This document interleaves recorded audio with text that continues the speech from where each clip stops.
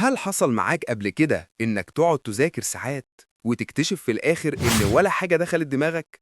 الغريب إن في طلبة خاصة في اليابان بيذاكروا وقت أقل لكن ينجزوا أكتر بكتير، والأغرب إن جربت روتينهم يوم كامل واللي حصل فاجئني. أهلا بيكم، لو أول مرة تشوفوني ما تنسوش الاشتراك. النهاردة هقول لكم ليه روتين الطالب الياباني بسيط لكن فعال بشكل مجنون، وإزاي تقدر تطبقه فوراً. خلوني أبدأ بأول صدمة قابلتني.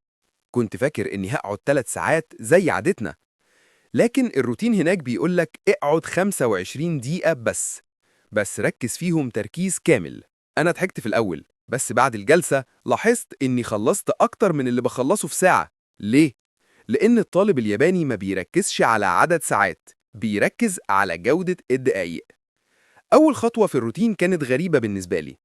قبل ما يبدأ مذاكرة بيظبط البيئة، مكتب فاضي وورقة وقلم، ومهمة واحدة بس، مش 100 كتاب حوالين دماغك ولا تليفون بيكلمك كل دقيقة. الموضوع يشبه إنك تنظف عدسة الكاميرا قبل التصوير، خطوة صغيرة بس بتغير كل حاجة. بعدها بيجي أهم جزء، ال 25 دقيقة المركزة، مش جلسة عشوائية. ده وقت اسمه الجهد المتعمد، يعني كل ثانية محسوبة.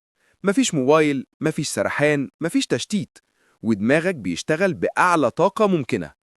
بس المفاجأة الأكبر كانت في الاستراحة. بعد كل جلسة بياخد 5 دقايق راحة، مش علشان يهرب، علشان ينعش دماغه.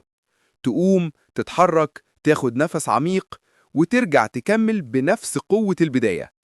اللي اكتشفته إن الاستراحة مش تضييع وقت، هي اللي بتخلي وقت المذاكرة فعال.